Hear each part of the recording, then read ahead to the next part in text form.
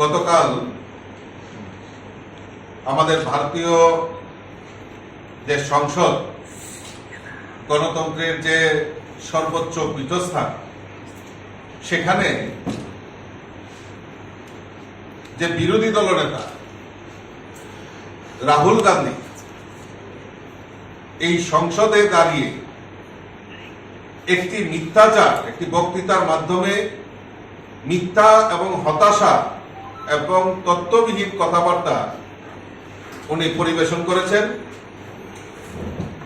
তার এই সময়ের যে বক্তৃতা, আচরণ সংসদীয় মর্যাদার সাথে মোটেও মানানসই ছিল না। সেখানে এই লোকসভার আলোচনা রাষ্ট্রপতির ভাষণের উপর হচ্ছিল, কিন্তু রাহুল গান্ধী বিরোধী দলনেতা উনি সেখান থেকে বিচ্যুতি ঘটিয়ে উনি সংসদে কিছু মিথ্যা বলেই নিজেকে জাহির করার চেষ্টা করেছে। উনি সেদিন উনার যে বক্তব্য, সেই বক্তব্য হিন্দুদের চরম অপমান করেননি, তাদের সহিংস্র এবং ঘৃণ্য ও মিথ্যাবাদী বলে অবহিত করেছেন। আমরা ভারতীয় জনতা পার্টি তার ধিক্কার জানাই। তার পাশাপাশি কংগ্রেসের যারা সিনিয়র নেতা, সিনিয়র লিডার রয়েছেন, তাদের কাছে আবেদন রাখবো যে রাহুল গান্ধীকে অন্ততপক্ষে এই সংসদীয় মর্যাদা যাতে উনি বজায় রাখেন, আচরণ বিধি যাতে ঠিক রাখেন, তার জন্য ওনাকে শিক্ষা দেওয়া দরকার। কারণ উনি 2004 সাল থেকে ওনার কোনো সাংবিধানিক পদ ছিল না। তখন উনি যে আচরণগুলি করতেন, নাটকীয় কায়দায় হোক বা হাস্যকর কায়দায় হোক, সেটা ওনার শোভা পেত।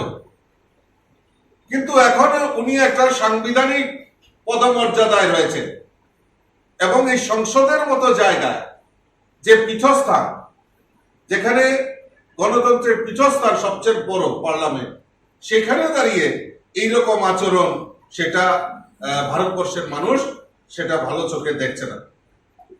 আজ গতকালকে উনি হিন্দুদের চরম অপমান করেছেন। এইভাবে হিন্দুদের অপমান করা কংগ্রেসের একটা পুরনো অভ্যাস রয়েছে। কংগ্রেস বরাবরই এই হিন্দুদের অপমান করে আসছে। তার প্রমাণ রয়েছে 2010 সালে এই সরকারের, কংগ্রেস সরকারের, ইউপিএ সরকারের তৎকালীন গৃহমন্ত্রী পি চিদম্বরম হিন্দুদের সন্ত্রাসবাদী বলেছিলেন। 2013 সালে প্রাক্তন গৃহমন্ত্রী সুশীল কুমার সিন্ধে হিন্দুদের সন্ত্রাসবাদী বলেছিলেন। এবং আমরা যদি দেখি 2021 সালে রাহুল গান্ধী বলেছিলেন যে হিন্দুত্ববাদীদের দেশ থেকে বের করে দেওয়া উচিত। আর আজ পুরো হিন্দুদের মিথ্যাবাদী, সহিংস্র বলেছেন। রাহুল গান্ধীর এই আগে বলেছেন যেসব ভক্তরা মন্দিরে যান তারা নাকি পথে ঘাটে মেয়েদের উত্ত্যক্ত করে।